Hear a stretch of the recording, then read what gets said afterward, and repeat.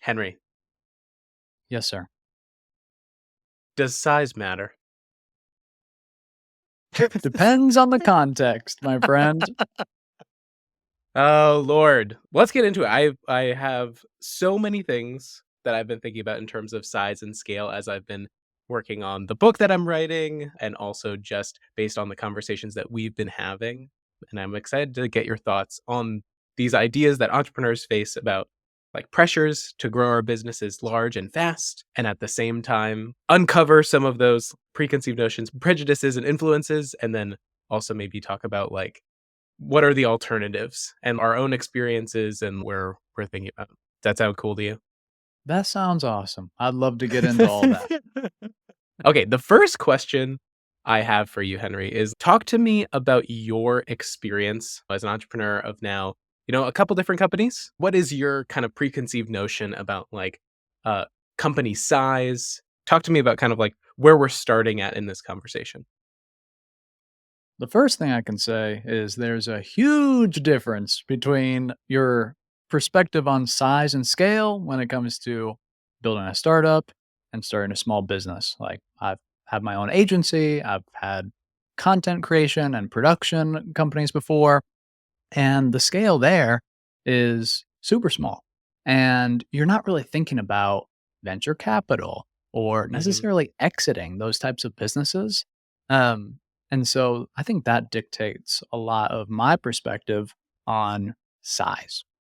Mhm. However, in the last few years, I've kind of taken a few attempts at building a startup that at the time I really felt like I want to exit. I want to get a huge payday. I want to build this company for 3 to 5 years, go as hard as I can, and then have a huge success in an exit. Big payout, all that jazz. Yeah. And I think more recently, I've come to the understanding of what it takes to get there is maybe includes things that A, I'm not willing to do, and B, aren't realistic. And so I think that's really affected my perspective on scaling a business, growing a business, because I don't really have the interest of trying to grow as quickly in order to appease external stakeholders, most notably investors, who then are my bosses. Like, a big reason that I'm drawn to entrepreneurship is because I wanna have ownership and authority over the work that I do. So, yeah, that's where I'm coming from in this conversation. Cool, cool. I wanna dive into more of those things that you're talking about, like the maybe things that you aren't willing to do or don't want to do with your Yeah. business and how that affects size. To give context about, like, where I'm coming from, I did not fall into entrepreneurship as somebody that, like, super wanted to start a business. I was more focused on, like, being someone that was developing a product, and so while I was going through my 4-year ups and downs startup journey, felt a lot of pressures to be growing like a large business, that there were actually seemingly no other options in terms of running a tech company that wasn't a high growth, large scale startup that's trying to tackle a large surface area. But I'd had an experience in high school working at my uncle's aeronautical engineering consulting company that made me at least aware that there were ways of running a business that were slow growth, sustainable, and could provide you a really great quality of life without having hundreds of employees. But yeah, it proved to me that like there was a way and a lot of value in creating an intimate environment for employees, for running a business where you have kind of like a high touch with all your customers, even as the person who's mainly in charge. And so that was kind of the model that I thought that I wanted to pursue and was, I think, consistently um, incentivized to go away from. But in order to talk about that, I'd love to know more about these things that you feel like when we scale businesses, we have to do that you don't want to do, or maybe not willing to do, or don't work for every business. So, the first thing is I do wanna respond to one of the things you said in Hmm. that you can achieve a higher quality of life by restraining your growth. Hmm. And that really resonates with me, and I've been thinking about that very recently because that's why I'm doing this. That's Mm. why I'm taking the risks to be an entrepreneur is because I want to improve my quality of life for me and my family and for the You people around me, Right, right? you have, like, a certain lifestyle in mind, and the Yes. business to you is designed to support that lifestyle. Yes. And that I think is a huge motivator for myself and many other entrepreneurs. And that was what I essentially thought a huge multi-million dollar exit would grant me. And that any pain or suffering of quality of life in order to achieve that was absolutely merited and like the risk was worth it. The means to an end. Yeah, it's a means to an end. Now, I think that obviously most entrepreneurs like to take a little bit of risk or maybe a lot of risk. My risk threshold has just been going down and down and down. And I kind of worry because it almost makes me feel like, oh, maybe I'm not as entrepreneurial as I thought. But to answer your question, the things that make me adverse to the risk are the things that I don't want to do. And the first one is I have a really hard time believing something that is not true Mm. and convincing other people of that. Mm.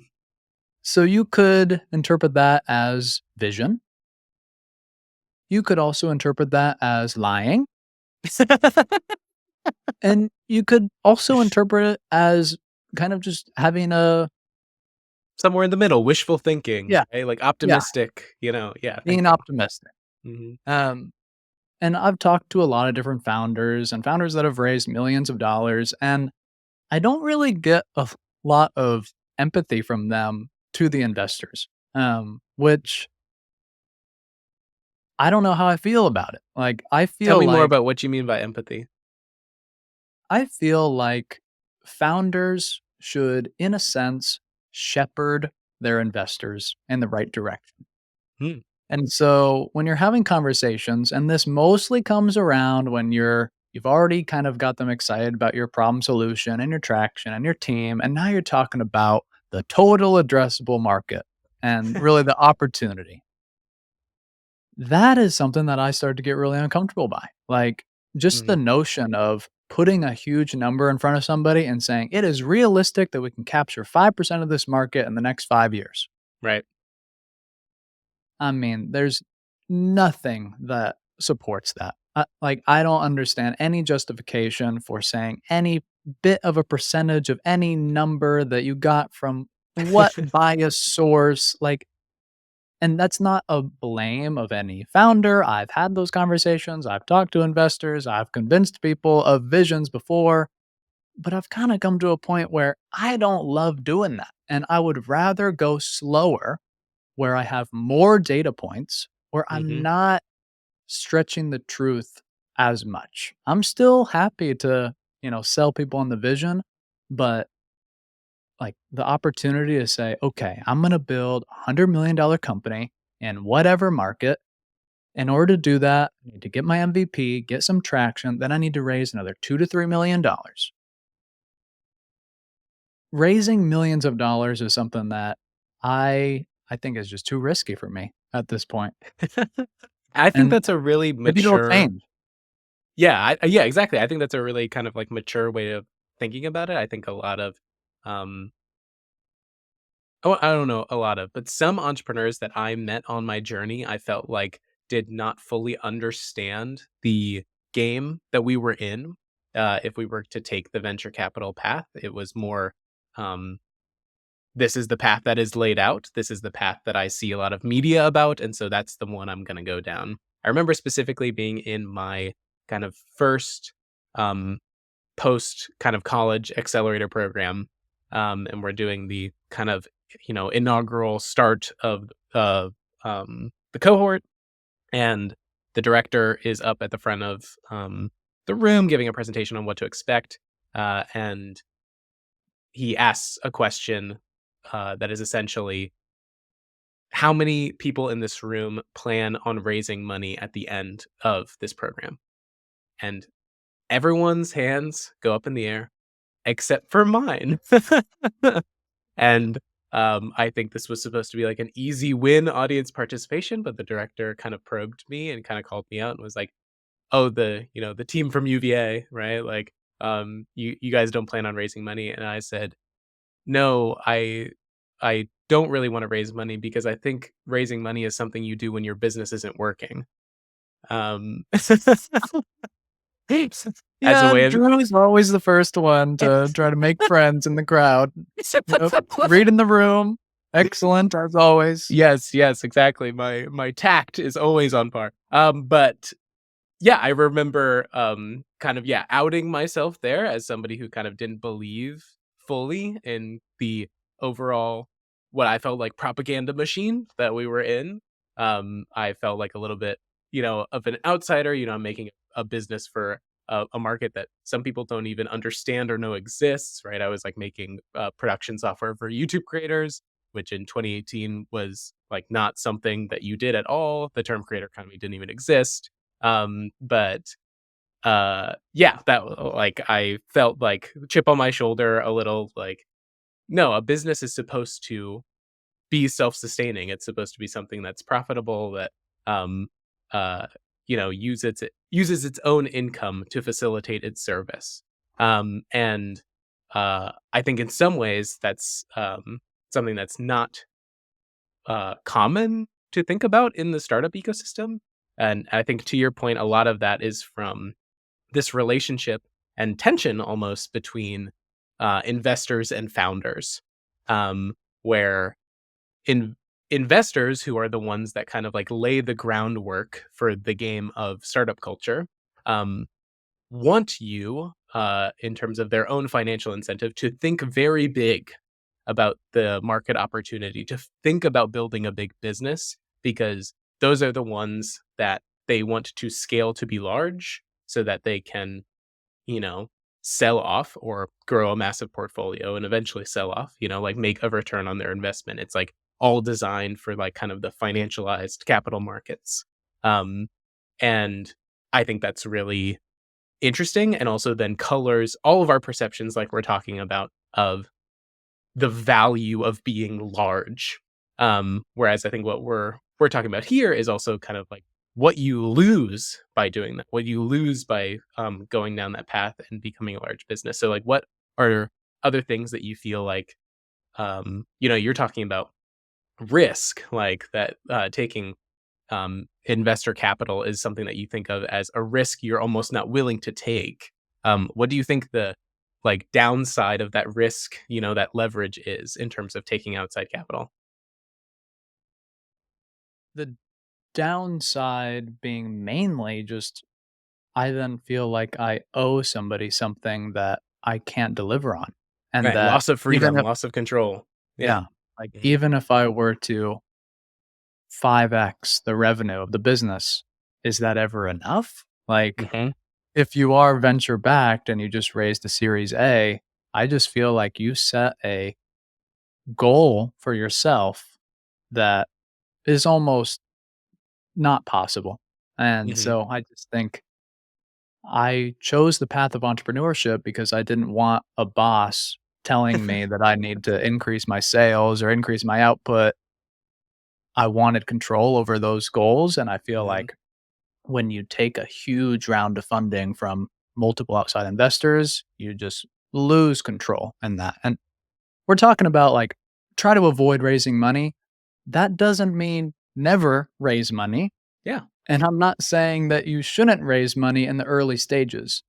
What my main like claim is right now is don't feel like you need to raise a boatload of money in order to move really quickly because that probably isn't serving your goal. And if your goal was similar to mine of having a huge exit and then retiring, it is most likely that if you are trying to do that to improve your quality of life, you are going to harm your quality of life for many multiples of years longer than you thought you would. So Potentially, don't yeah, do it. potentially also indefinitely, right? Like Yes. you Yeah. get sucked into this, culture, this rat race, so many stories of founders that kind of get lost in that world, and really struggle to get out. I feel like uh, I did not go down the venture path. We did plan towards the end on raising money, which I can talk about, you know, why, but um, and subsequently why we did not do that. But um, it's really interesting to think about um, that uh, kind of like internal choice of, do I sacrifice a few years now for a long term like gain, but also probabilistically a long term gain that will never happen. And so you either will sit on the treadmill continuing mixing metaphors to gamble, like, until there's a win, or, the win never comes and you've kind of sacrificed a lot of your life and quality of life for a long time when you could have maybe done something more sustainable and different. Really quick wanna just talk about you mentioned not telling people to not raise money. I'm so with that. Like, um, different strokes for different folks, and like, if that's a path you want to go down and like a game you want to play, like there's a lot of information out there about how to do that. The uh reason we eventually like made a I don't know if you can call it a decision because I went back on the decision, but the small moment of decision to go and try to raise like $1.5 million, like do a little seed round. It's so hilarious to say a little seed round in that. But like that's so much money. Um, but we were getting, I was getting influenced a lot by our kind of mentors and advisors, that, uh, if we wanted to, they would help us. And this was also at a time where I was 3 years into a business where me and my co-founder were, um, like, splitting costs of the business from our savings. I was running the business full time, um, literally just eating money from, pitch competitions and, like working throughout college. But so there was like this sense of scarcity in terms of financial sustainability that I then felt we needed to raise money in order to correct that. When now thinking about it and what eventually happened, because like I physically got ill, there's a lot of emotional turmoil that went into that. And about a week before our first um, kind of big pitch to an investment group here in Virginia, I said, I don't want to do this, after a conversation with our advisors. And like, I wanted to try to bootstrap this still, and keep that kind of freedom and control and not kind of go down that path. Um, but like, that was a very difficult decision. And then the decision became, okay, then I have to get a job. Right? And, like, in order to make this sustainable, in order to keep playing the game, I'm gonna have to make sure all my bases are covered financially for, yeah, me and my family. Sarah had gotten laid off during the pandemic, like, it was a culmination of things, and so, yeah, it's very interesting to think about, like, the influences, both culturally and also, like, financially, in terms of why a lot of founders are pushed to raise. Um, but, ultimately, like, we never want any of our, like, kind of biggest, riskiest decisions, right, to be influenced by, um, uh, a lack of a resource, you know? Like, we wanna have a stable Yeah. ground by which we continue to build our businesses off of, not shaky, flaky, "Oh my god, if we don't raise another round, our business is dead." And that goes for if you've raised one round and are going into the next, like it goes for um if you're never planning on raising at all and you're, running what people term lifestyle businesses, which is just every other business. Yeah. Like, yeah, I don't know. What are your thoughts on that, Henry? What's your experience with that? I empathize with what you went through. It's like right off the bat, it's incredibly stressful, emotionally and physically taxing Mhm. to start something new. Yeah. Doesn't even have to be a business, Yeah. that could be training for a marathon, which you're doing. So it's like doing anything new is Yeah. so hard. And when you are responsible for its success, so much physical and emotional stress is tied to that. Yeah. I think that raising money is a big decision, and it's one that I personally am going to try to avoid. There are situations where it makes sense, but I think you should only do it if you have to, and it shouldn't be something that you aspire to do because really complicated, even more stress, you're sacrificing control, you're setting additional, goals for yourselves, and what I talked about earlier, you're stretching the truth a little bit, and Mhm. that's hard for me. And not to mention, bootstrapping is sexy now. Like, thi It's in this vogue. it's in vogue. Like, just do what everybody else is doing. It's cool to bootstrap. So I think it's a lot more accepted, and it should be idolized because like you said years and years ago, I wanna run a business that is working and profitable and is a Mhm. real business. If it's Yep. not making money and it is running out of resources, then it probably isn't a business, and it probably isn't worth investing in. It's an expensive project. It's an expensive It's a hobby. project. Yeah, Yeah. Yeah. Um, okay, I wanna move us into another question I had for you of, yeah, like, we're talking about size, right? Like, and that kind of the for the traditional startup venture capital industry, like a large scale company is the ultimate goal.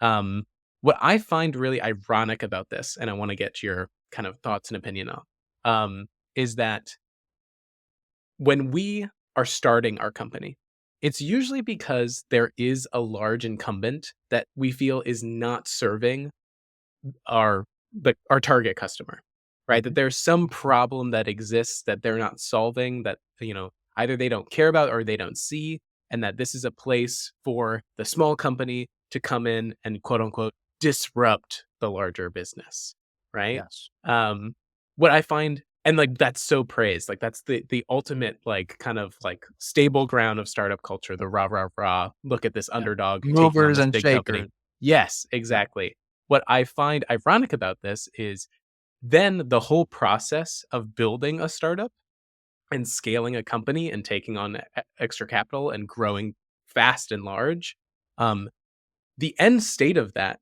is to become the incumbent that yeah. you once disrupted. Do you find that so interesting? Like, I feel like no one talks about that like No, there's this weird circle happening and yeah, like tell me more what yeah. you think about that. Yeah, it's really funny to kind of say, okay, we have all this enthusiasm because we see a market opportunity that isn't being met. If we fill that, then we need to put our like money into this even more, put fuel on the fire, pedal to the metal in order to grow as big as possible in order to then become this overgrown incumbent now that will undoubtedly be disrupted again. It kind Yeah, of seems weird. Like, what's wrong with just solving the problem you set out to solve? couldn't have said it better myself. I think that's a really important question. Yeah. Like, why do you have to continue to grow? Why do you need to build a $1 billion company?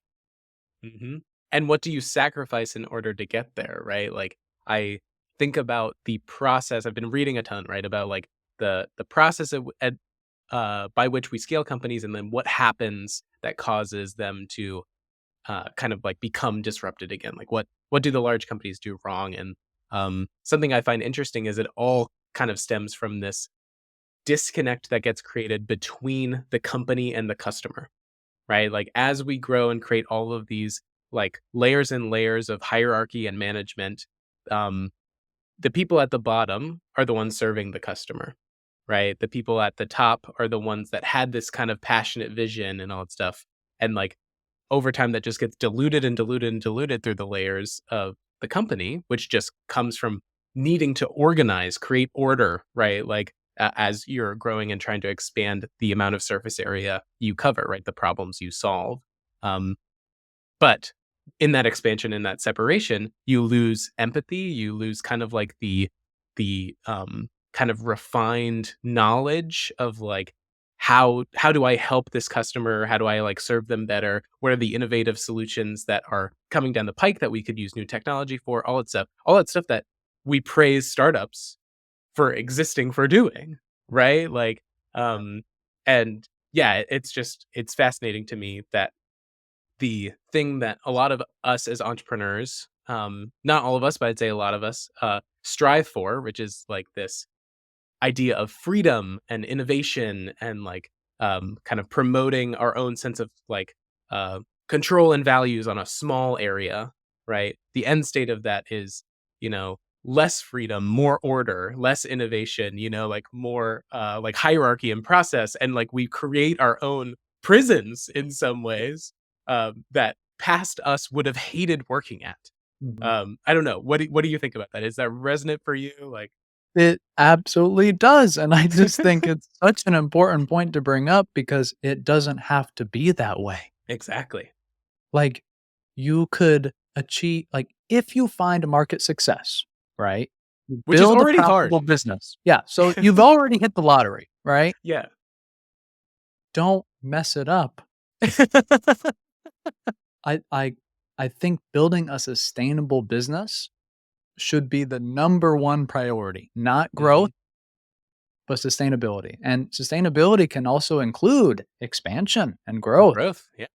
But why are you sacrificing your freedom and control and your connection to the Mhm. problem and the customers that you're solving for growth? It really is stabbing founders, teams, families, customers, Mhm. investors all in the back. Like the reason that I believe many investors put the pressure to grow is because it's a fact that most businesses don't make it. So Mhm. they have to kind of gamble on those big bets. Exactly. Don't be the big bet, you know? Be the Be the sure business bet. that be the sure bet that Yeah. survives, you know? Like, Mhm. tying back to your experience as an entrepreneur, you just wanted to keep surviving, you know? We Yeah. wanna keep the business alive no matter what it means. Like, Mhm. if I have to get a job, great. If I have to raise money, I don't know. But, Yeah. like, that's what winning looks like to me is, can I keep doing what I wanna do? If yes, success. Yeah, If I it's can't, gotta move on. and to me, to go back to your earlier point, it's like a two-parter, right? It's, do I enjoy what I'm doing? Right? If tick yes, cool. Can I keep doing what I'm doing? Tick yes, boom, we are jamming, right? Like Yeah. this is success. Um, and I think as we grow, the first one can often go away, right? And if we were never profitable to begin with, and we're playing the VC, like Ponzi scheme game, like, then the second one was never true either. Yeah, I find that really interesting. There's, like, such a culture of, like, you die a hero or live long enough to see yourself become the villain in startup culture, and I think it's, like, really fascinating that we don't often talk about it. Um, I wanna move us into, like, um, kind of the stigma of being small. Like, a lot of what we've talked about is kind of like a cultural, like reverence to these kind of like large scale or even fast growing companies. I won't even say like that we revere companies that are big. It's that we reveal companies that grow quickly. And we don't even think about the end state of what that means in terms of their kind of like size and the problems. You mentioned before, uh, like, the impact it has on, like, you know, families and, like, our customers and stuff. The one that I think we often don't talk about too is, like, the, impact on kind of, like, our social and political, um, uh, worlds. Like, as your company gets larger and larger, it has more economic and social impact, whether that's positive or negative. And that's something we also, like, as founders, I think, don't think about as an added responsibility, an added layer that gets added to our business, whether or not we choose to actually take on that responsibility, and actually do good with it. But it does happen when we grow. But that's neither here nor there. The thing I want to ask you is, why do you think we worry about, like, being small? Or, like, why do you think there's a stigma against being small? Uh, Nobody wants to be prey, you know? I Mm, think we kind of live in this dog eat dog world where you're either predator or prey, and so yeah. earlier we were talking about you need to grow to be this Goliath or you will fail, I guess. I like, Mhm. that's not necessarily true, but I think it comes from this idea of we don't wanna be David very Mm. long. We like, David is just a man. David is mortal. David is vulnerable. Mm. Yes, we're gonna, like, embody that spirit in order to take on Goliath, but once we've completed that, we gotta become a giant as soon as possible because it is scary to be a mere mortal.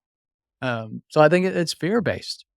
Yeah, I think that resonates a lot with my own thoughts as well, like, um the talk about, like, I think Facebook's the most known for this, or Meta now, like, uh, uh, copy, acquire, or kill, that, like, is seen in the zeitgeist of, like, the pattern of large tech companies, um, and, like, this goes back to, I mean, it goes back very far, but, like, Microsoft was known for this, and, like, there was an antitrust lawsuit and, like, anti-competitive behavior in like, terms of crushing their competitors, and, like, so I think you're right, like, that's what we fear. We fear being on the, um, like, kind of bottom of the pecking order, and not having as much seemingly power, safety, or control, and being, eaten, right? Like, being pushed out, and so it feels better to be bigger because we feel stronger, but again, like, even to your metaphor, like, we also know that what got us there was being David, right? So it's this Yeah. hubris that no one else could come along, like, even just the small little competitor, that we're not even worried Mhm. about could be the thing that ends us. So, um, do you feel like, in terms of kind of that fear, do you actually believe that that's true? Like, do you think that that plays out in our marketplace? Is that something you're worried about even in your own industry? Like, you're running um, an agency, like, there's tons of those. Like, do you feel like there's, like, not enough room? Not necessarily. Mhm. I don't really consider it to be the same, whether it's like a startup that's trying to disrupt or a small service-based business or even a product-based business. Mm. Um, and so I think another factor is greed to some extent. Like I want Mm. more and more and more. Yeah. Um, Power hungry. but I also kind of wanted to bring up this point of I think a lot of founders realize and entrepreneurs more broadly realize how difficult it is to do what they do. Wear a lot of hats, take on a lot of risk, dip into their Mm. savings. It's painful. Mhm. At the first opportunity, they want to relieve themselves not only of that stress uh, on their finances, but also of the labor, right? So it's Mm. like you, as the capitalist, are employing your capital, potentially others, and other people's labor, including your own. And at the first opportunity, you want to remove your capital and remove your labor. Mm. And nothing wrong with that. But where I kind of found To a you, revelation I would say on record that I don't fully agree with that. where I find it kind of funny is I myself as the entrepreneur, I have this vision. I wanna make an impact. I wanna influence others. I want to Totally. achieve these dreams, and then I just wanna hire somebody to do my job? Mm. Like, wasn't my dream to do the job? Right. So now it's like my framework is how can I create that dream job Right. within my dream company? Not build my dream company and then sit back and watch. And do what I There's really wanna do, it's yeah, like, what is yeah, that thing? Like, if that's the thing you wanna do, go do that. Like, right. if you do wanna have passive income and live on a beach, then commit everything to investing in real estate and Yeah. deploying other people's capital, which you can then profit off of. Like, get a Yeah, go bunch be an of investment banker. beachfront. Well, yeah, be anything, like, Yeah. but if the goal is to sit back and watch your company get some rental properties on the beach, like, there are ways for you to do that, and so I just that's kind of been a really powerful revelation for me of, like, why are we afraid of doing the job that we dreamed of doing, you know? Totally. Whether it's large or small, it just seems weird to wanna replace yourself, so at this first opportunity, right, I wanna hire a manager. Seems weird. Yeah, this is I think ties into, like, a lot of statistically, like, entrepreneurs come from immigrant families or are immigrants themselves, um, which, like, I'm not sure of everybody's experience. I'm sure this is not like like, um, people who start companies and are immigrants are not a monolith, but, statistically, we can map that to kind of like the economic situations for a lot of immigrants that come to the US. And like, we can see that a lot of the I'm going to start a business can come from a sense of I'm trying to create a financial vehicle for me and my family so that um, kind of we have some stability where there has historically been none. Um, and I think to the idea of like some of it's greed, right? Like I just want more and more and more. Some of it's hubris of not believing that anyone else could, like take what I have. I think a lot of that can come from these more, em- you know, empathetic, like things we can sympathize with of like at one point not having a lot, right? And so always feeling a sense of scarcity, even when there is a lot of now economic control and power, um, which I think is like something interesting to kind of examine in ourselves, right? Like to your point about really deciding what's the goal and knowing when maybe we've achieved that goal and we can maybe help someone else achieve their own goals. Like kind of a give back mentality. What do you think about that? Yeah, I mean, to the point of, like, wanting to create financial stability for yourself and your family and, essentially generational wealth is Hmm. kinda the long-term goal with that. Hmm. I think that's a great ambition. Hmm. It's really hard, and that's why I kinda think that a lot of the reason that you may see overlap between immigrants and entrepreneurs is those people and their families were willing to take a huge risk. So Right. they can tackle risk. They feel very comfortable with risk. Yeah. Translates perfectly into the most risky profession, like being an entrepreneur, you're rolling the dice. You're dealing with a lot of stress, a lot of obstacles. Um, I guess to kind of finish off my thoughts about being small, we're always reacting. We're Mhm. always reacting to the market. There's always opportunities to improve. And so I think that there's always this kind of fear again of what's going to happen. If we take Yeah. this down to the scale of a small ice cream shop, things could be going great. Your sales could be amazing. Very seasonal business, but I love ice cream, so year round. But it is outside of my control if another ice cream shop opens a block away. Mhm. That is going to have a devastating impact on my business regardless of what I do. Like I could invest more in marketing or I could, create new flavors. Like I could do Mhm. everything I could to beat them in the market. No matter what, it's probably going to put a dent in the business. So it's Right. like, I think even at that small scale, it's like, okay, well, how do we prevent against that? It's outside of our control. We Mhm. don't just want to give up and accept that. The best way to prevent it is to franchise, to say, we're going to open up multiple ice cream shops so that we're decreasing that risk. Yeah. So that we get to that other block before someone else. Yeah. Or if Yeah. somebody comes on our block, this isn't the only block we're invested in. We Yeah, it's have like five a other diversity. blocks. Yeah. Yeah. Insulation. Yeah, we can absorb that blow a lot easier. Yeah, that's really interesting. It's really interesting to think too that you bring up an example of like an ice cream store in like a block away.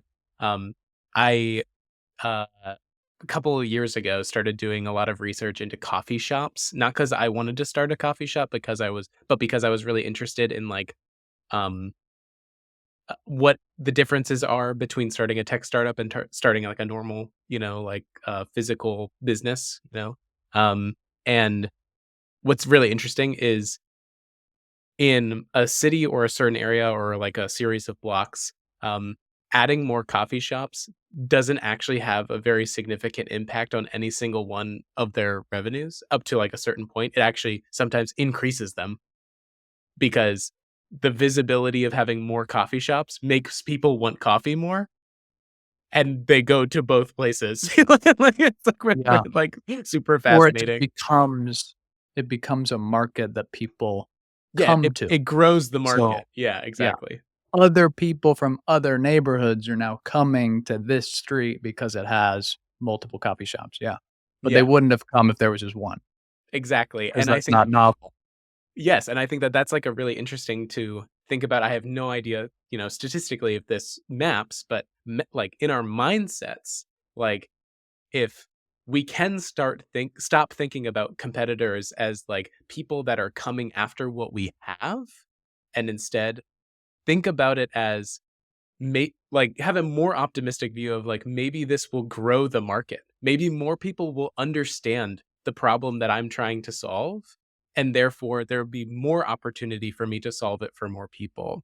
Um, Again, that's, like, kind Yeah, of like an optimistic view of things. I have no data to actually back up whether or not that should be the way we think about it, but, I think it's interesting to think about it that way, um, so that we kind of discourage or push back against this, copy, acquire, kill, like, threat on my life, and my business and my family, whenever there's kind of like a new competitor in the space. To that end, you mentioned franchising, and like I want to talk about like some of your like, thoughts on I've been, like, writing a lot for the book about, like, how do we stay small? What are the mindsets we need to have? What are the processes we need to kind of, like, not follow, but, like, keep in mind in order to prevent this outcome of we are the big bad incumbent, that's, extracting too much, exploiting our labor, like, all these bad things that we don't want as entrepreneurs, negative like externalities. yeah. Yeah,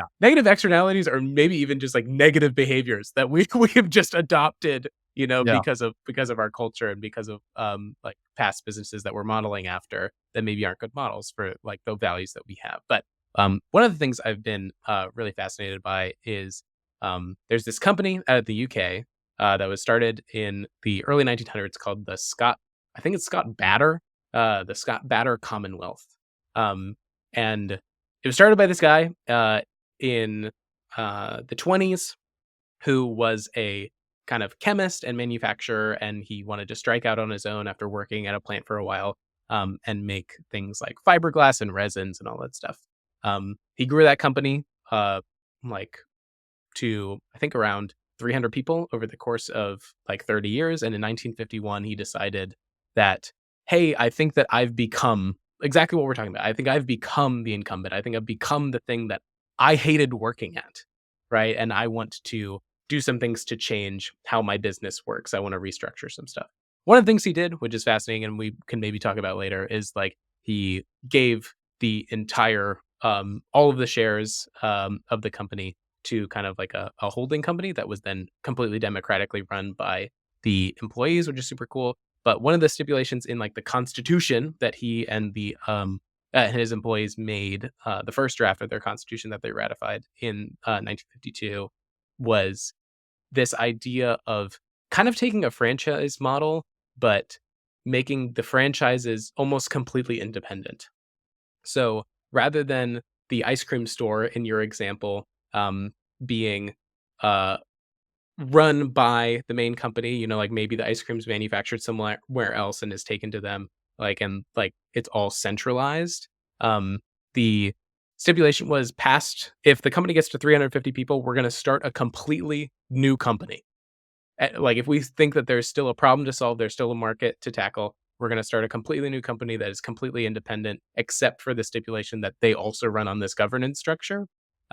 And we're gonna support the development of that new company separate from this company. Um, I think that's a whack thing to do, and is, like, the first time I've ever heard about this, and I wanna know your thoughts as, someone who's less, I think, woo-woo than me. Like, what are your thoughts on this idea and, like, yeah, that kind of general story? Yeah, I think it's wonderful. I think if Thanks. you're able to approach business in a way that has a positive impact on all stakeholders, and the best way you feel to do that is to run a business more democratically than a dictatorship, maybe that's good, right? So, I don't have any problem with that. I think Mm, that the things that it requires are a lot of stability, right? You kind of have to be totally. sure that this is a legitimate business and it is operational, and And I we're believe profitable enough to start a new company. yeah. Yeah.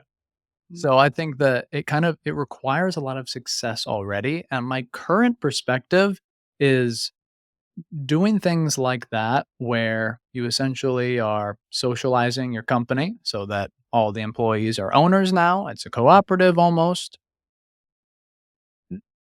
I don't know if you can start that way day 1.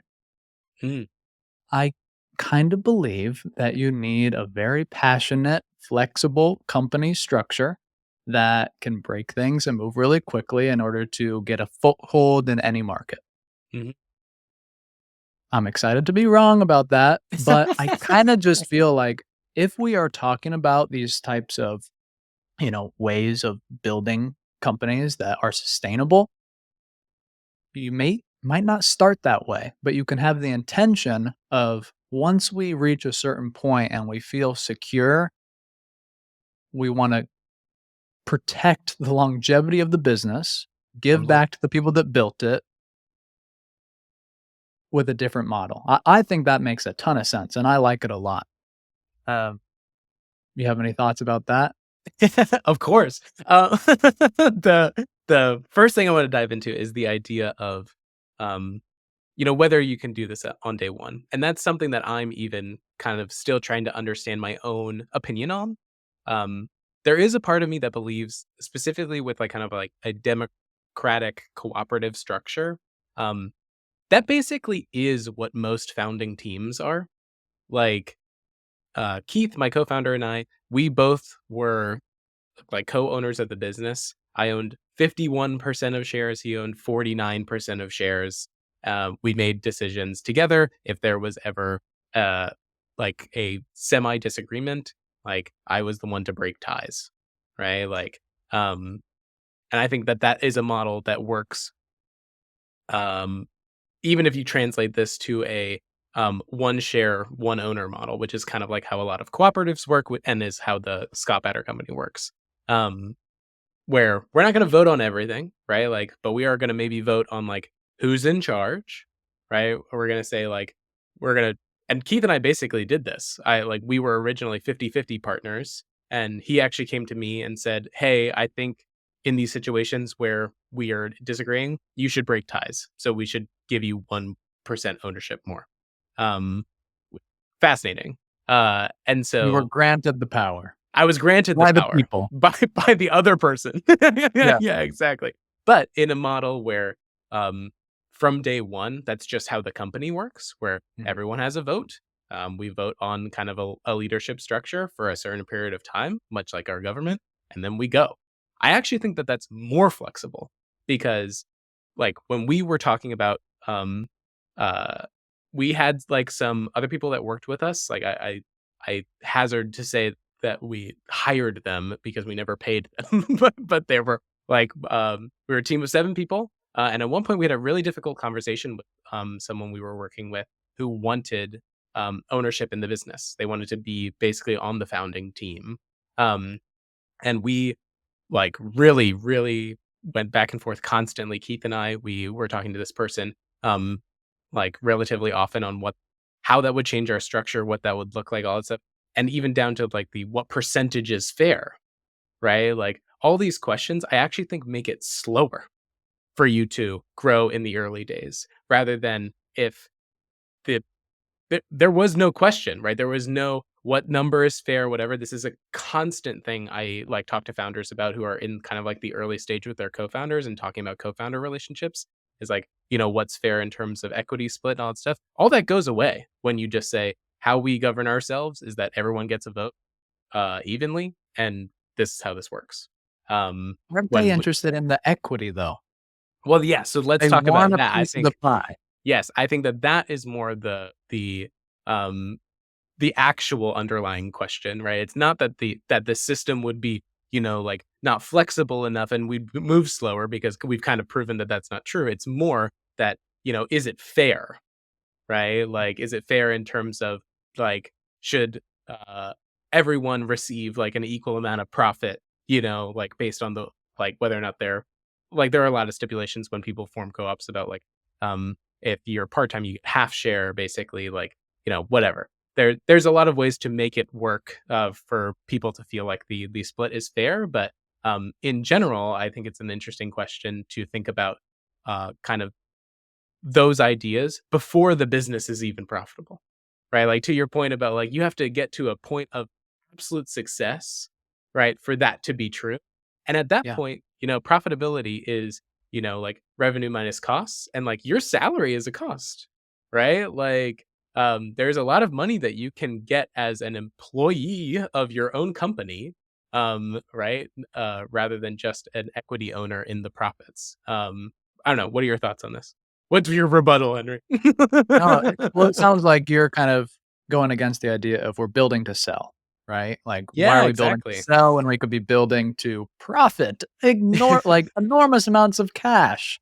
Like, how about that? That's a great idea. I resonate with that. Right. Uh, yeah, I think that it is a noble thing to do. I think that it's important to qualify it a little bit that this isn't for everyone and everything. Like, I think that it becomes maybe a distraction to bring up ideas like, should the farmer be giving a percentage and an equal vote to the guy flying the plane dumping fertilizer? Like, Mm, is that fair? Like, what qualifies a person to be a fully active shareholder within a cooperative business?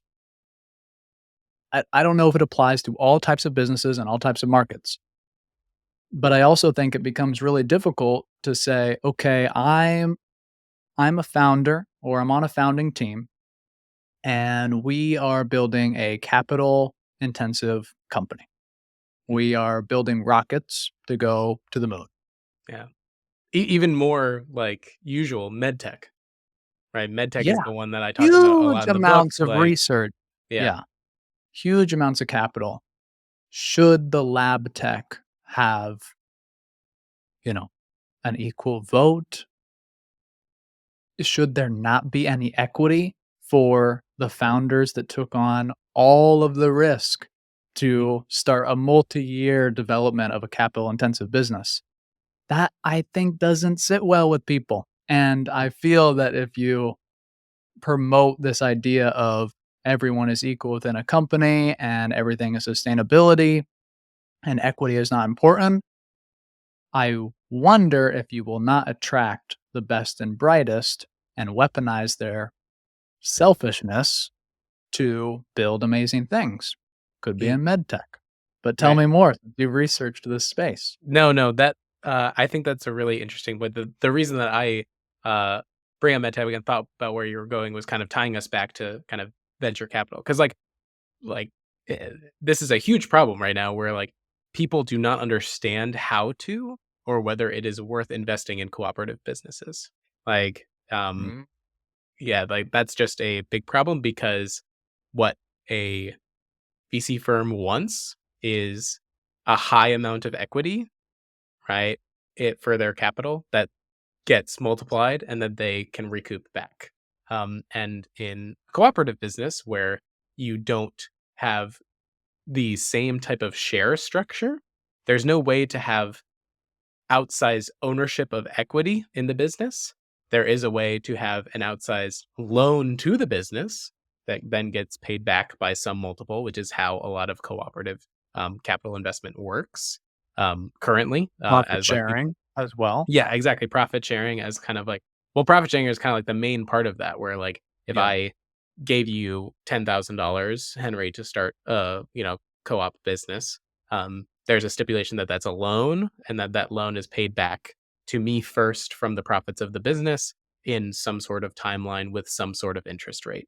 Um, Could you and do that in a way where you get a really nice multiple on your investment if the business works. Could you structure that similar to how venture capitalists might have the expectation of 5xing their money? Could you give me $10,000, but it's not just normal interest, it's a high interest loan. I'm gonna have to pay back $50,000 to you. Do you I think think that's possible I think that's possible. I to think that would be attract a the risk. investor? That would be a risky thing for the business to take on, and I'm not sure. Yeah, And in some ways, I think that would attract some investors who are who believe that the business is capable of being highly profitable and successful, um, but not in terms of what we currently see in venture capital, which is actually that everyone's gambling. That a lot of them don't actually care like whether or not your thing works or like their confidence in whether your thing will work. Um, they care that they're playing a numbers game with a high amount of capital spread across a lot of businesses. The yeah, ones that you often hear about that are like, um, taking a long time, doing a lot of due diligence, really trying to like grill you on whether or not your business is going to work. These are usually the firms that have a lower amount of capital to invest, and so are more stringent with the bets that they take. But to go back to this kind of like financing model, um, there is a way to say, "Hey, I think this business is going to be highly profitable, or it already is, and I'm going to give you $1 million for 20% of your profits for the next 10 years." And so then I'm taking the bet that with this large influx of capital, you'll be able to grow quicker, um, and multiply whatever you're currently making. And that I know that based on that multiple, that I'm going to get back um, potentially a lot more than I put in. Um, that is like another way that this could work. But again, to your point, that comes from a basis of already having a sustainable, profitable business, which is a hard thing to do. And usually what founders think they need to take outside capital in order to make it, right? Like we think that we need money when really we need time. And there's a lot of ways to get time. Um, uh, one of them is getting a job. Well, your yeah. thoughts on this? No, I really like that approach because I think when we talk about investors in startups, let's say I invest and I'm an angel and I get 10% of a company and it's a wild success and that company becomes a unicorn, Mhm. billion-dollar company. Boom. I'm selling my equity, right? Oh Like yeah. I'm gonna profit off that. I mean, this is awesome, Hmm. but I'm selling my share in this incredibly successful company to someone else who thinks that it's gonna become even more successful. Hmm. Mm, that doesn't really make a lot of sense because I understand, like, I need to put food on the table, I gotta get my return, Hmm. but that's short-term thinking, right? Yeah. That's like, "Hey, I was an early believer in this business. It's so successful. The entire market now believes that this is going to continue to be successful, and I'm backing out?" Like, Mm. even backing out a little bit seems to kind of not make sense, and so, to your point of with a cooperative structure, if you could make a long-term bet on this business saying, "It is killing it, it's gonna continue to dominate this market. I want 10%, not of the equity, but of the profits. I want a royalty for a long, long time." Mm. Seems like a good bet. From the founder's perspective, or maybe a capitalist perspective, I don't know if I wanna give up 10% of my profits for multiple decades, but I'd rather take on debt at that point, but it does seem like potentially a good option to de-risk both parties. Um, And really it's an option to match the type of we're going growth first, where we wanna grow fast model of traditional startup culture. But to your point, like, debt has existed and is the whole process by which we have done this for, like, centuries, right? Of someone wants to build something new, they need upfront capital. someone else with capital is going to loan them the money with some semblance of interest as a debt that is then paid back, right? Like over time. Yep. Yep. This is like how our economy is like set up in so many ways to work. And instead, we've now financialized these high growth tech companies, made them financial instruments, and think about them more as, yeah, like these plays of equity instead of what they really are supposed to be, which is things that provide services and products to our like communities and society for a long period of time, right? Like, um, it's like fascinating to me that we've lost that mentality of like, oh, I could just get money from either if I need upfront capital, right? Like I can get money from a bank or a high like wealthy lender who believes in the thing and is willing like this is what happens in early stages when people talk about the friends and family round, right? It's just like how do we scale the friends and family round to potentially needs for larger amounts of money in terms of medtech, although I think that there is a lot that the government should do in order to facilitate that Okay, okay. that type of thing, but we should get into that now. um Not today. not today, not today. In general, Henry, I think like we've covered a lot of ground about like um why there's so much pressure to uh grow big, both internal and external for founders, and also a lot of what are the benefits that we get from like being smaller, right? Being more tight to our customers, being more free to see new opportunities, like even having a greater quality of life in terms of being able to more easily set up our business for the type of work we want to do and the life we want to live. Do you have any other like big takeaways or things you like are thinking about that we should document in this moment?